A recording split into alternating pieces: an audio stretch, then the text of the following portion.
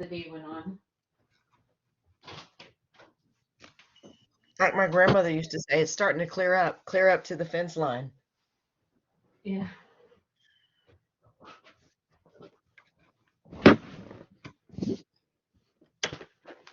Did I miss anything? No, I'm just trying to get situated here.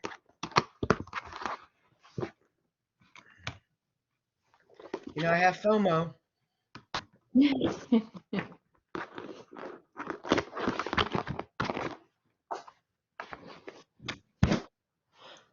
Oh, goodness.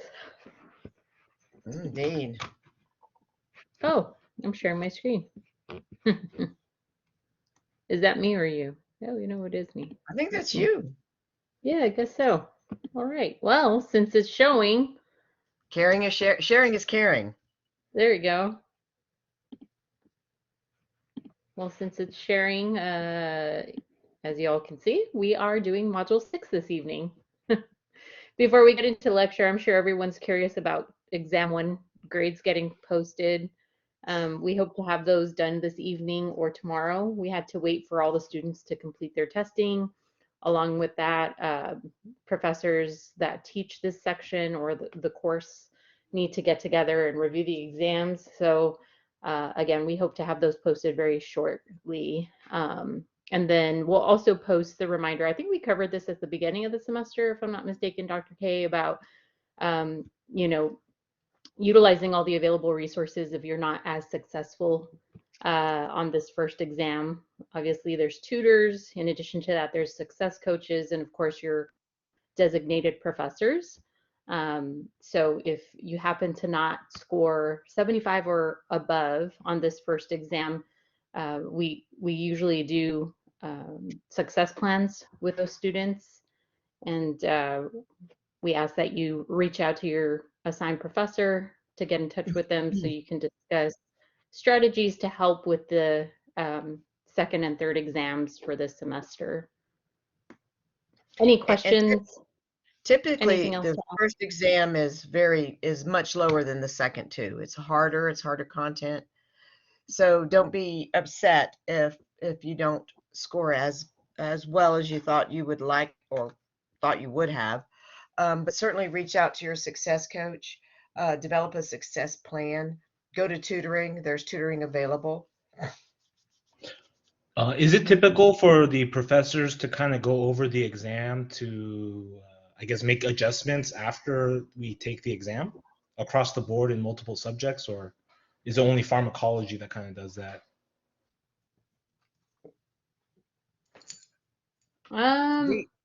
We do We've been that. doing it that way for the past few semesters.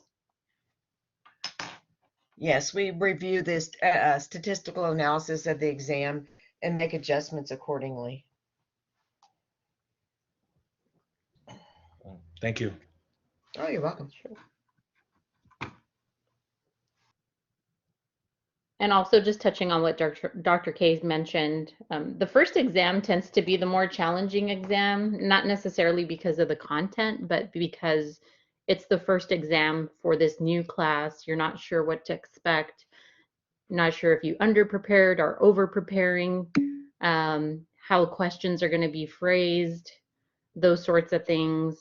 But as Dr. K mentioned, going forward, now that you all have hopefully a better understanding of what to expect, again, just utilizing tutoring, success coaches, in addition to that, attending live lectures when possible, otherwise listening to the recording, even if you do attend the live lecture, re-listening to the recordings, completing those study guides, and you know, of course, asking questions is always going to be some of the tips that we can share.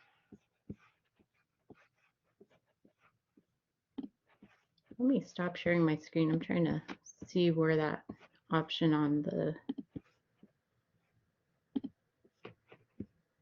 is it this? Oh, there we go. Okay, sorry about that. I didn't even realize I had hit that.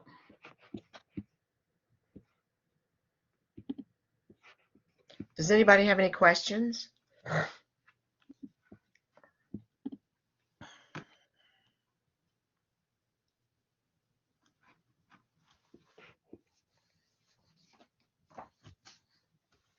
So the exam grades will be posted soon. And once again, you know, the first exam is usually pretty difficult for most people, simply just because the content, like Professor Padilla said, is so much different. The questions are different. They're critically um, they're critically evaluative, um, based on a couple uh, of different um, processes that are embedded into each question. So they do tend to be a little more difficult. So please, don't be discouraged, and certainly reach out.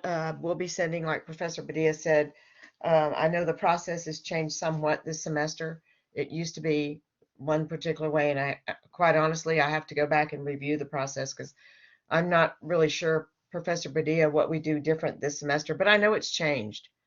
Isn't that correct? Mhm. So I have to go back and review that process. So I guess we better get started, huh? Burning daylight, perhaps. All right. Well, do you want me to cover? Let's see. I can It's bring up the study. yeah. Where did my screen go? All right. So hopefully you all had an opportunity to take a peek at the study guide for this section or this module. So again, module 6 is covering medications for anemia, uh, hematopoietic agents, vitamins, dietary supplements. So the first thing is ferrous sulfate. Ferrous sulfate is given for blood loss, malabsorption, or celiac. It's a medicine that's used to treat and prevent iron deficiency anemia. Iron helps the body make healthy red blood cells, which carry what around the body?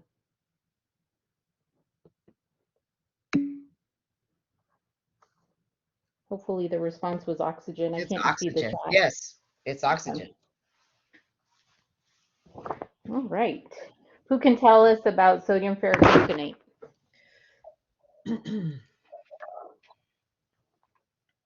Anyone?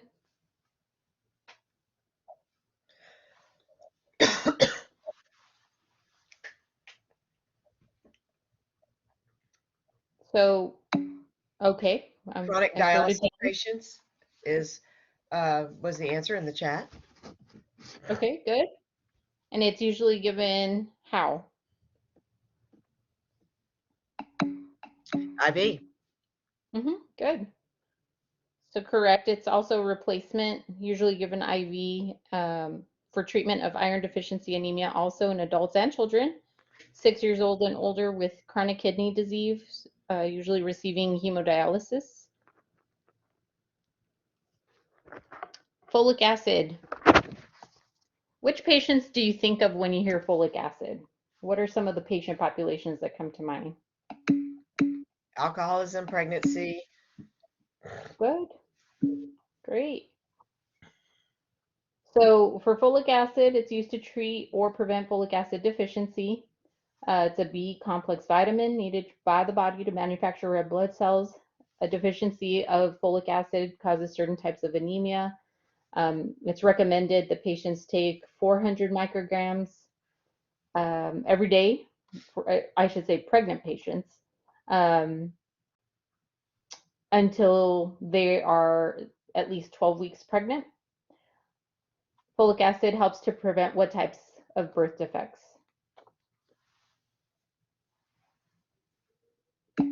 Neural tube defects. Good. Spina bifida, right? So 400 to 800 micrograms is typically the dose that's given in pregnancy. Some of the causes of folate deficiency include diets that are low in fresh fruits, vegetables, fortified cereals. So obviously when you're educating patients, you would recommend that they have diets that are high in those types of items. Diseases that affect absorption in the GI tract that can cause folate deficiencies also are factors. Also genetics. Some medications with side effects can impact folic acid or folate deficiency, as well as we mentioned, excessive alcohol intake.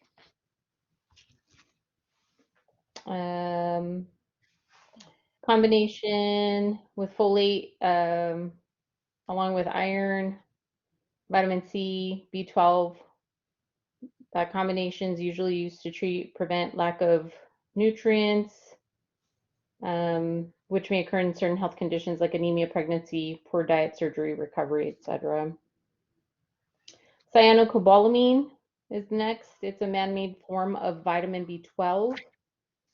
Vitamin B12 is important for growth, cell production, blood formation, and protein tissue synthesis. Cyanocobalamin is used to treat vitamin B12 deficiency in people with pernicious anemia and other conditions. Next is Procrit or epoetin alpha, also known as Epigen. Have you all heard of this medication or administered it before? What can you tell me about that medication?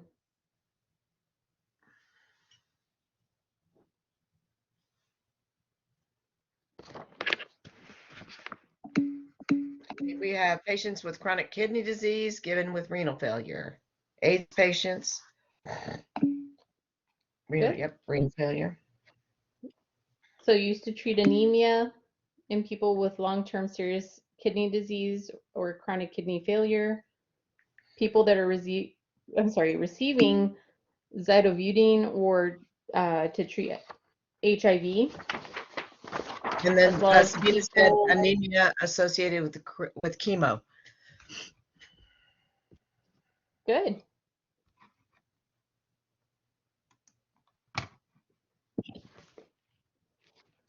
And next is Neupogen or filgrastim.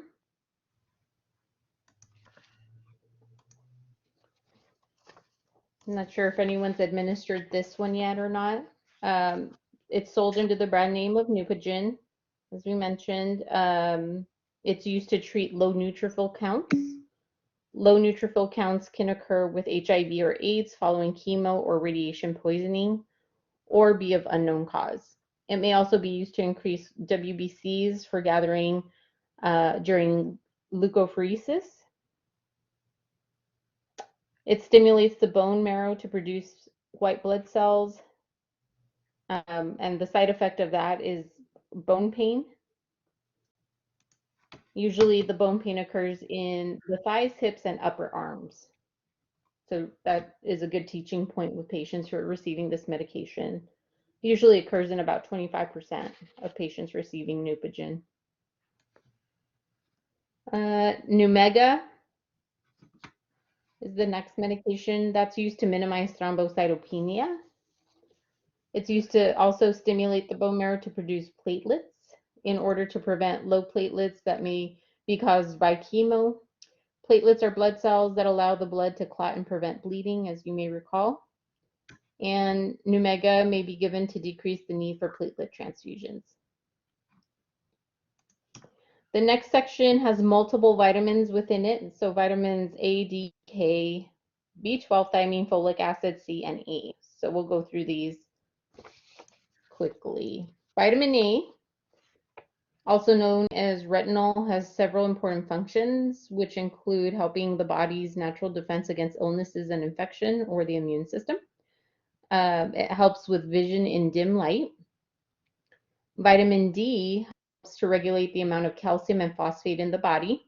These nutrients are needed to keep bones, teeth, and muscles healthy.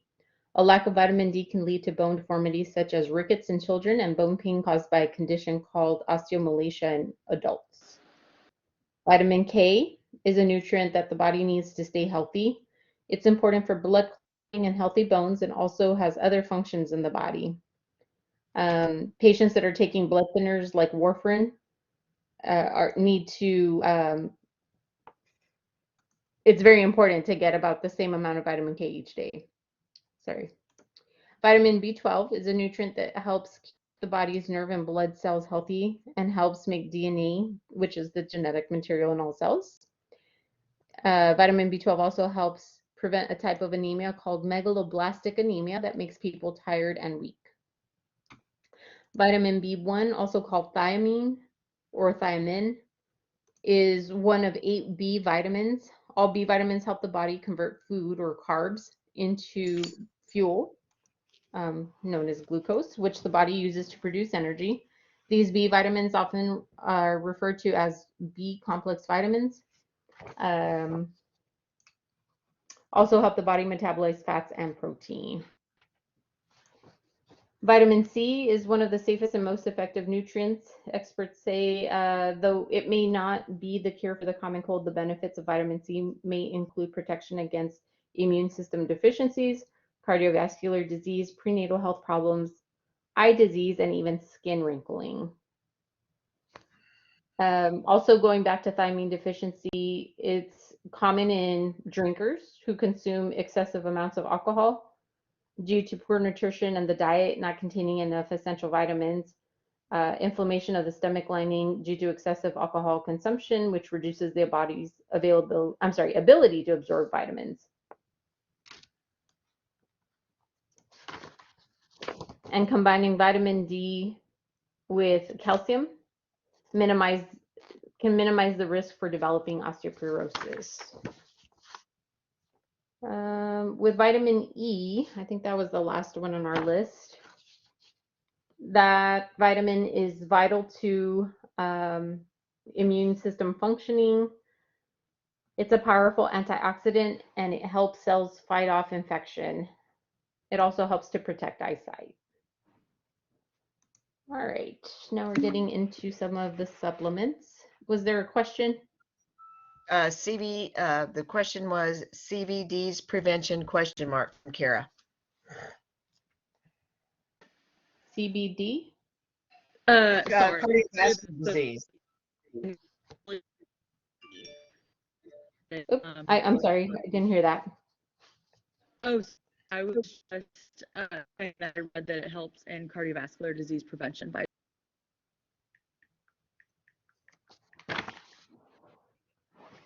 I don't know if it's on my end or not, but it cut off a little bit. I couldn't make that out. Was it a question or were you commenting? Sorry.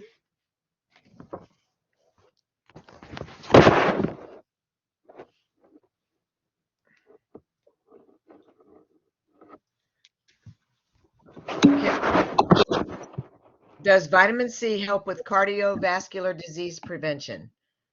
Oh, yes. Vitamin Thank you. E. Mm-hmm. Vitamin E and C, I guess.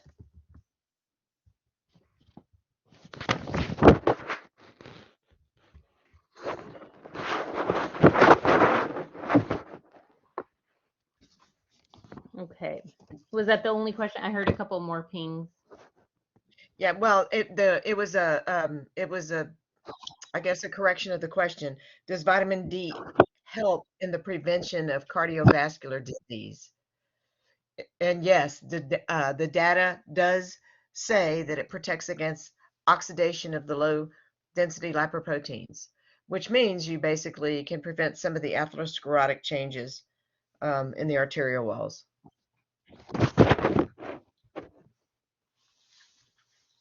Questions? And somebody just said thank you. Okay, great. We'll move on to black ohash.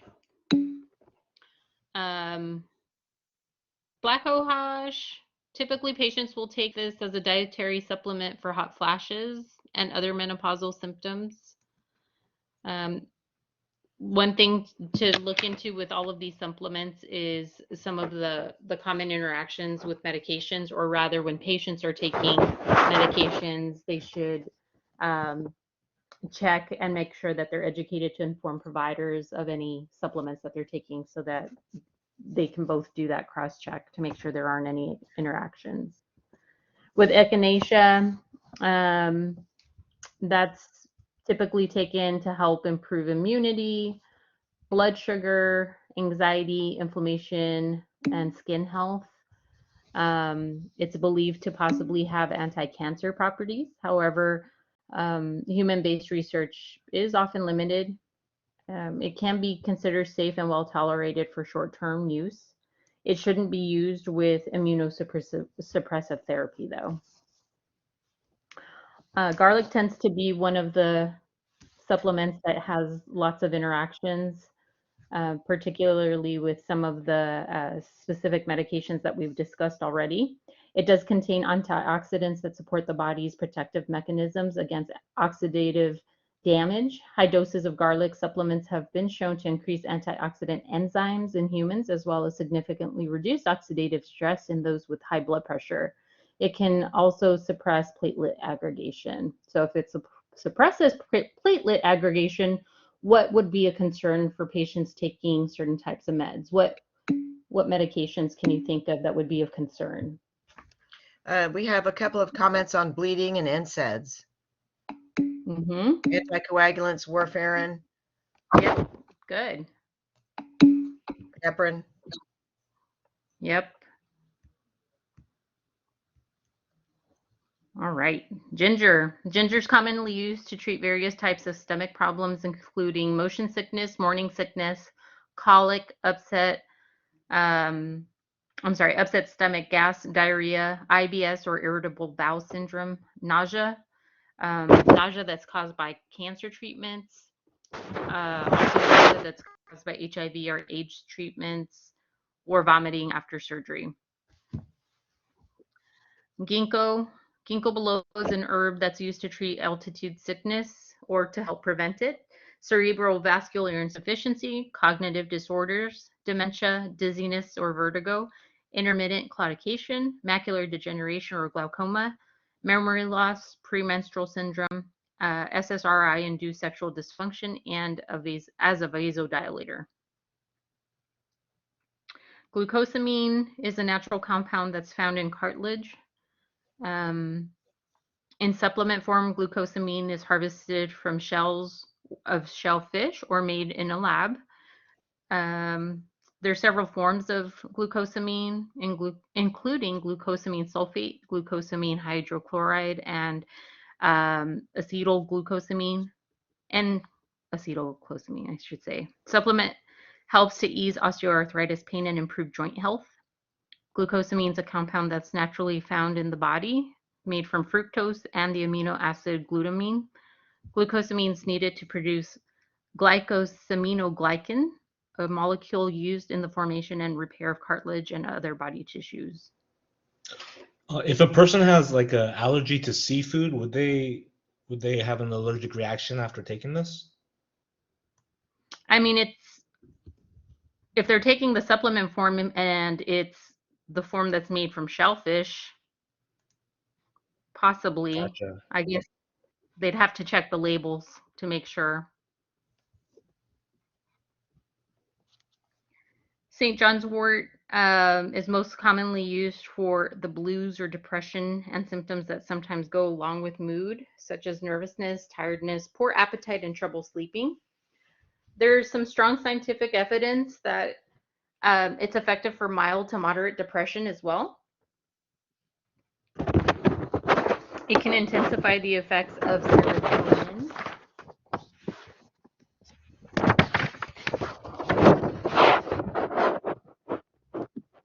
Scroll down here. All right, now we're getting into the questions. So that was some of the base information about some of those supplements and medications. So now we apply that to the questions. What are the indications for the use of EPOID and alpha?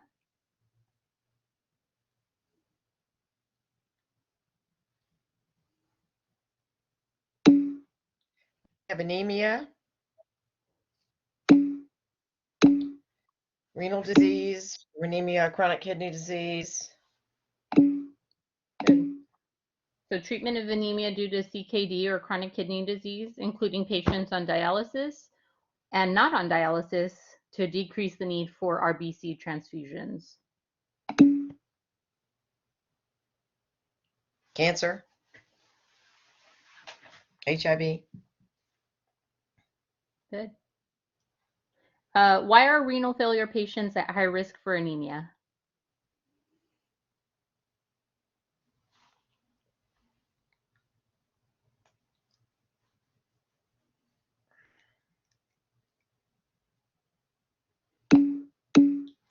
Kidney signals bone marrow to make blood cells, do not release or produce erythropoietin, not making erythropoietin. Good. Yeah, when the kidneys are damaged or diseased, right? They're not making enough erythropoietin, Yeah. as a result. The bone marrow makes fewer RBCs, causing anemia. When blood has fewer RBCs, it deprives the body of oxygen, so we can supplement it. What are some of the signs and symptoms of anemia? I know that's not the next question, but just out of curiosity, what do you all assess for in patients with anemia?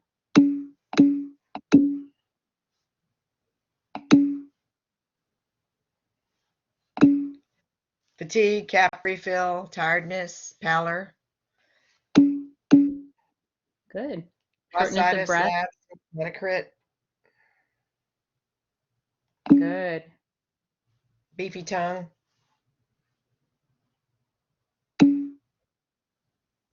Good job. What are contraindications to using epoetin alpha?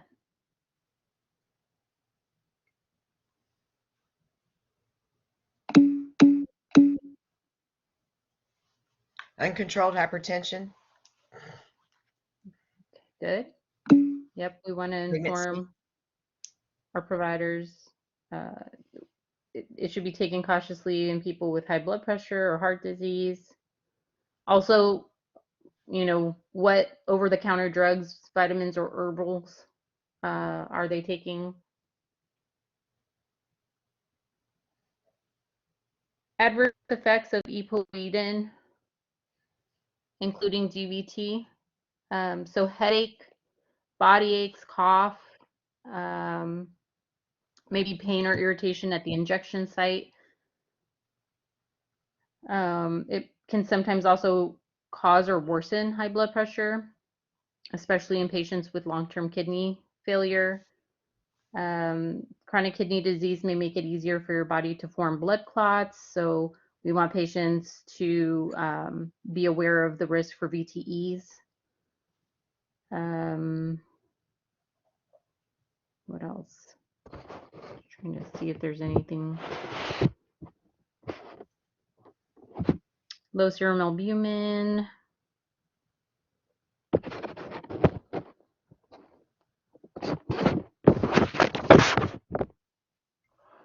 All right. Cardiovascular adverse effects of epoetin alpha.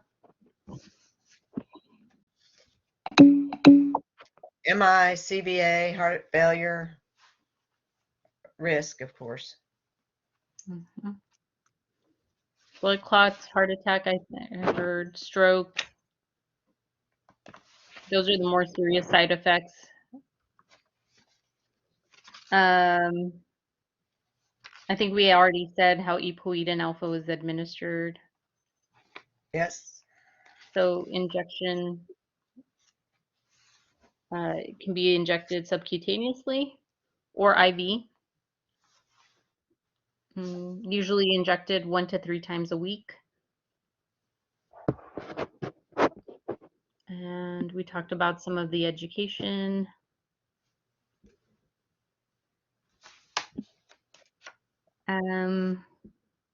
What labs will the nurse check? We kind of talked about that also. If you've got a patient on Epigen, what labs would you monitor?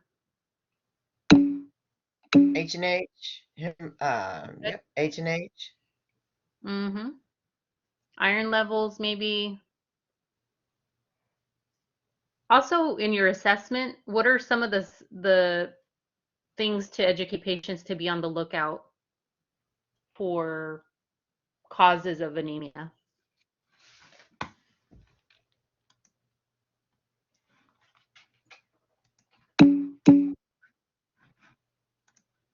Bleeding, petechiae, black tarry stools.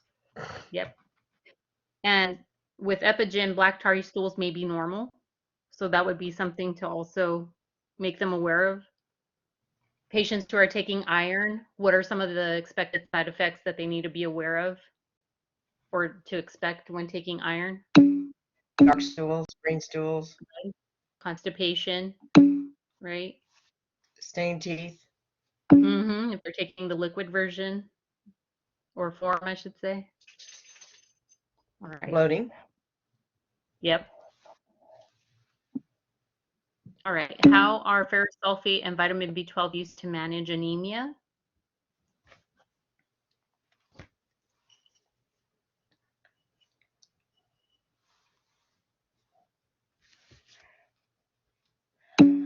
Increase iron, produce red blood cells, so you can have more oxygen. Good.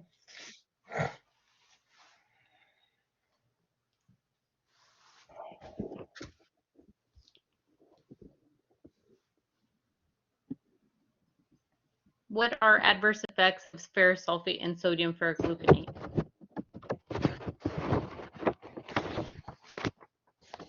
I think we talked about this already, right? Hmm. We talked about how iron affects your stool color, GI motility. What teaching may assist with the prevention of teeth staining? So we can give it to them with Straw. juices. Good. Gargle Yes, after. with mix it in water, fruit juice, tomato juice. Brush teeth.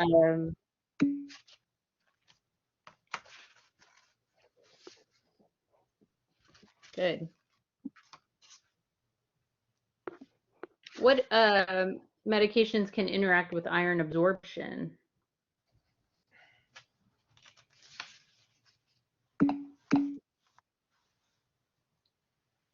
Vitamin C. It can promote it for sure. Enhance it, rather. So tetracycline, I think, did we mention that earlier? Yeah, do not take with antacids. Tetracycline can diminish iron absorption. Coffee, milk, eggs, tea. Okay, good. Risks of IV sodium ferrogluconate administration.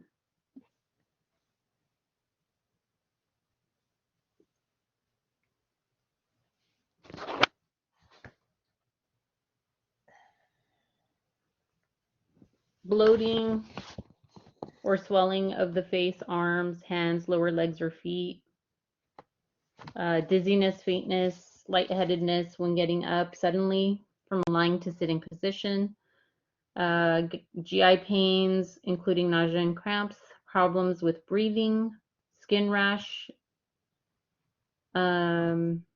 chest pain, or low blood pressure.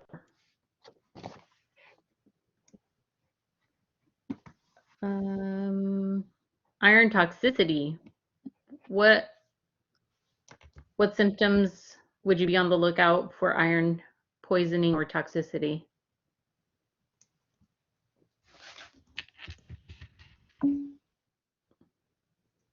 Nausea, vomiting.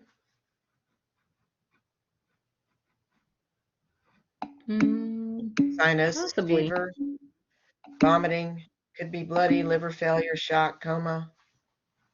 Dizziness, low blood pressure, fast or weak pulse, headache, fever, shortness of breath, grayish or bluish color to the skin, jaundice, and seizures.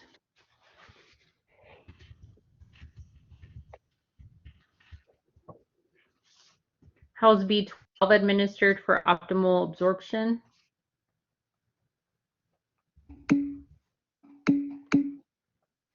IM. Good.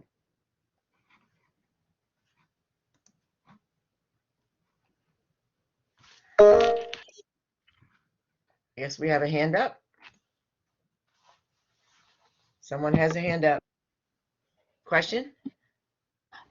Yes, I have a question. My question is, the iron toxicity has an effect on spleen or not? Does iron toxicity affect the spleen? Yes. It What can do you mean affect the, as far as affect the spleen? like the I don't know, has a we just has a like a failure. Well, excess iron can affect the spleen. Too much iron can cause the spleen to enlarge. Is that what you maybe you're thinking about? Yes. Thank you.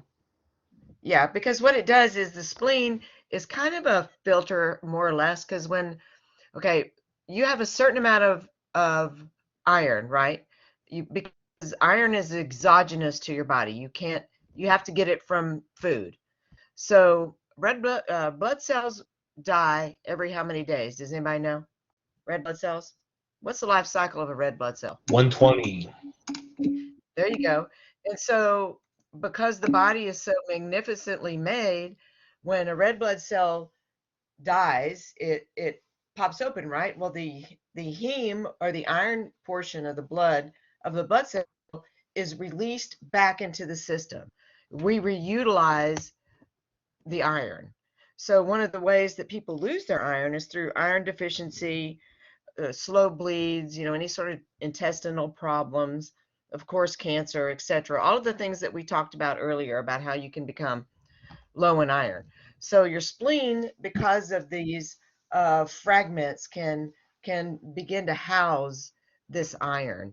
And then, of course, because the spleen is very economical and it saves old cell parts, particularly iron, it saves them in the form of the elemental iron, which is ferritin, and certainly bilirubin. And you know what bilirubin does, right? It turns your skin yellow. But eventually, all of the iron is returned to the bone marrow where hemoglobin is made. But to answer your question directly, the spleen can take a hit if there is too much iron in the system.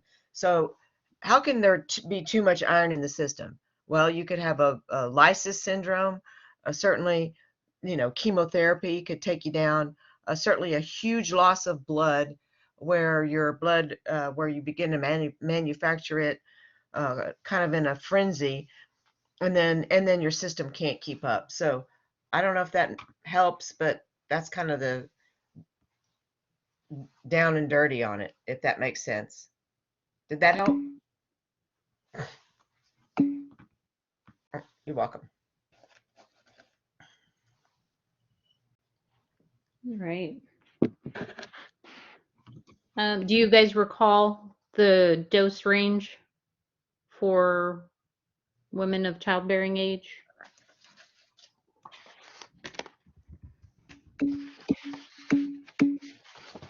We have 400, 800.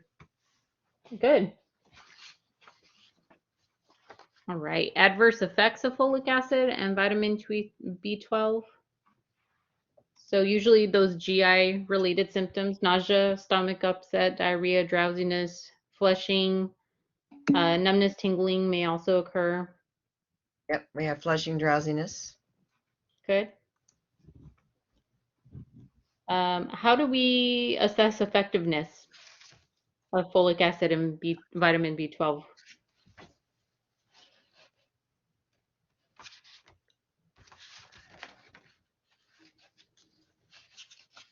Crickets. O2 levels increase. RBC, CMP, CBC perfusion is better, not as weak. Good.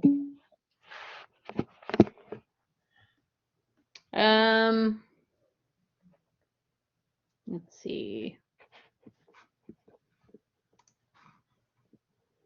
When is filgastrum used? I think we already talked about indications for that. So again, to stimulate production of granulocytes in patients who are undergoing Any type of treatment that causes low WBC counts. Also to prevent infection and neutropenic fevers caused by chemo.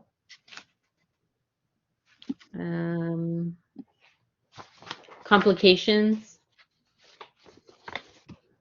with Neupogen or filgastrum are thrombocytopenia or low platelet counts, nausea, fever, bone pain. You can recommend that they take over-the-counter medications like NSAIDs or Claritin even for the bone pain. Contraindications to the use of filgastrum. So sickle cell anemia, high levels of white blood cells, since they're already high, right? Inflammation of blood vessels in the skin, something called capillary leak syndrome, where the fluid actually leaks out of small blood vessels, acute respiratory distress syndrome, and glomerulonephritis. How do we evaluate the effectiveness of filgastrum? So if you're treating patients for low WBCs. Yep, WBC increase. Good. And you monitor their ANC, right? Monitor their ANC. So usually CBCs are routinely ordered for these patients. We have CBCs there too from Heather. Are you saying ANC? Yes, absolute neutrophil count is what that stands for. Thank you. Yeah, good question. What meds are contraindicated in the client with thrombocytopenia?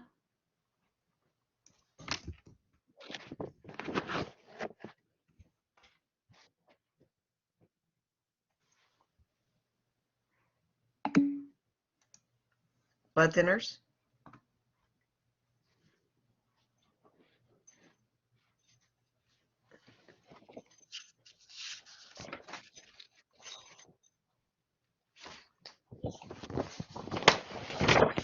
Did I skip any? I think you're good. Okay.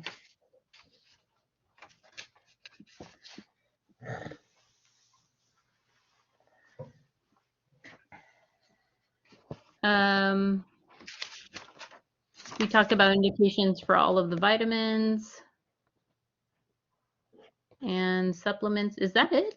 Okay. That's So it. there's one more.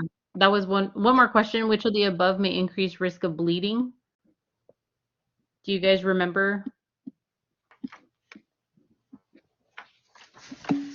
Garlic, ginger, ginkgo. Good. The G-force, St. John worts. Yeah. That was quick. That was good. That was very good. Very good. Very good discussion, Professor Padilla. Very good. Any questions before we wrap up this evening?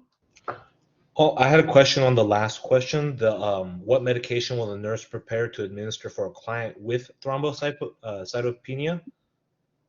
Because if they have thrombocytopenia, that means they have low platelets. So instead of administering blood thinners, wouldn't we administer like blood coagulants? Or maybe I'm way wrong. What do you give for who can answer that question? What are we going to give for thrombocytopenia? Vitamin K? Somebody says.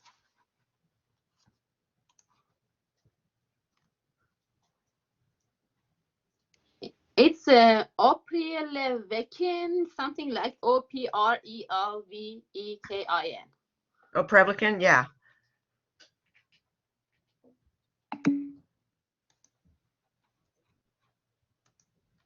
The question said contraindicated, so we would not give blood thinners. But what he was asking, I think, is what would you give for thrombocytopenia? Maybe am I correct? Well, yeah, I'm just reading the question, which says, "What medication will the nurse prepare to administer for a client with thrombocytopenia?"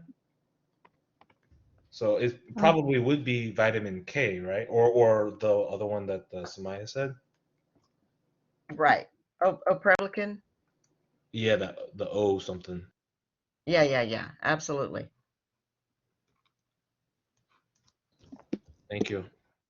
Sorry, I was reading this question. Contraindicated in a client with thrombocytopenia. Yeah, Numega is basically what they're talking about, Professor Padilla. Numega. Okay. That's one of that's one of the drugs we talked about a little bit earlier.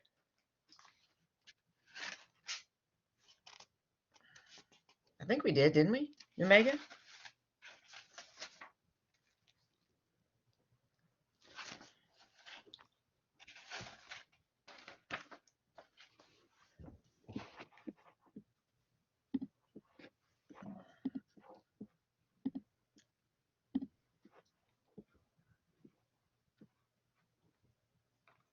Are there any other questions?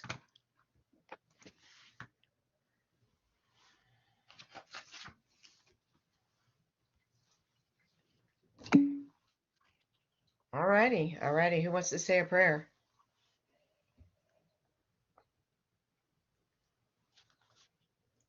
Let's see if I can find a good one. Offer some. How was y'all had 2 exams last week, correct? Didn't you have a theory exam too?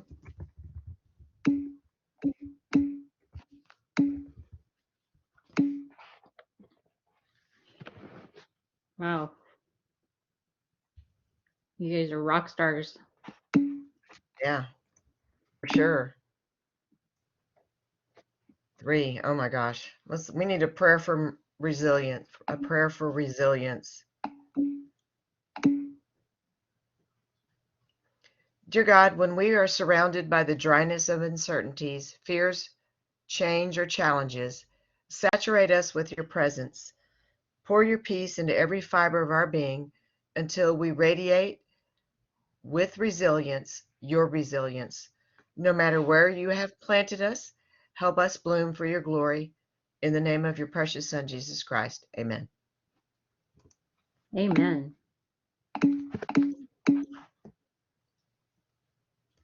All righty. Well, we will post grades soon. So stay tuned. And once again, please don't be discouraged. I think we talk about how much more difficult this Pharm 2 is than Pharm 1. So, you know, this first one is a temperature check of the water, and it's sometimes quite an eye-opener. So please don't be discouraged, and certainly reach out. We will let you know next steps for sure. Oh, you're so welcome. We'll get through this Yeah, together, thank you promise. guys. Good night, y'all. Y'all get some rest. Have a good evening. Good night. Good night. Good night.